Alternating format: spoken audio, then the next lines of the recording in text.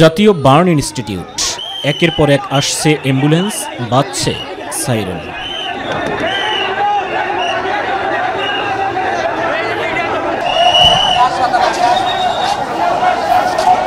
পুরো ইনস্টিটিউট জুড়ে শোকের মাতম, স্বজনদের দিক বেদিক ছোটাছুটি।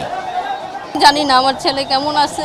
আমি বলি যে সব মায়ের সন্তান ভালো থাকুক।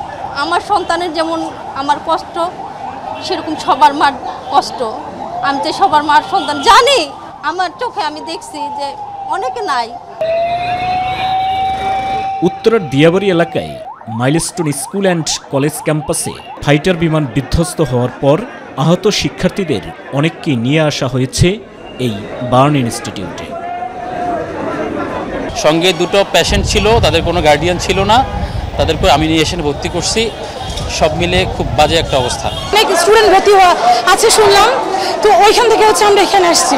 ইনস্টিটিউটের চিকিৎসক, নার্স, ওয়ার্ড বয় কিংবা সামনে জড়ো হওয়া শত শত উৎসুক জনতা সবাই যেন স্বেচ্ছাসেবক। সর্বোচ্চ আন্তরিকতা দিয়ে চিকিৎসা প্রদানে ব্যস্ত দায়িত্বরত চিকিৎসক ও নার্স। নির্বিঘ্নে যাতে আহতদের নিয়ে অ্যাম্বুলেন্স প্রবেশ করতে পারে সেজন্য দোয়েল চত্বর থেকে জরুরি বিভাগ পর্যন্ত কাজ করছে স্বেচ্ছাসেবী বিভিন্ন সংগঠন। 10 মিনিট লেটের কারণে কিন্তু একটা মানুষ মারা যায় ভাই। আমার রাস্তাটা ক্লিয়ার থাকে, আমি 10 মিনিট আগে হসপিটালে পৌঁছে যেতে পারি। রাস্তার কারণে যদি কোনো স্টুডেন্ট কিছু আইন শৃঙ্খলা বাহিনী জরিমানা দেবে। আহতদের মধ্যে অধিকাংশই শিশু কিশোর। তাদের মধ্যে অনেকের অবস্থাই গুরুতর, অনেককেই নেওয়া হয়েছে আইসিইউতে। স্বজনরা ছুটছেন দিক বেদিক পুরো ইনস্টিটিউট জুড়ে। আমার চোখে যতদূর আমি দেখেছি মনে হয় না খুব একটা ভালো ইয়াতে নেই, সবারই অবস্থা প্রচণ্ড খারাপ।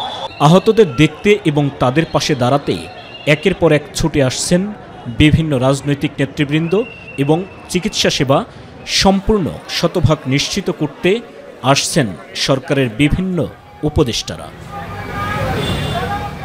শরীর পুড়ে গিয়ে আহত শিশু কিশোর সহ বিভিন্ন বয়সের মানুষের আর্তনাদে যেন হৃদয় বিদারক পরিবেশের সৃষ্টি হয়েছে জাতীয় বার্ন ইনস্টিটিউটে।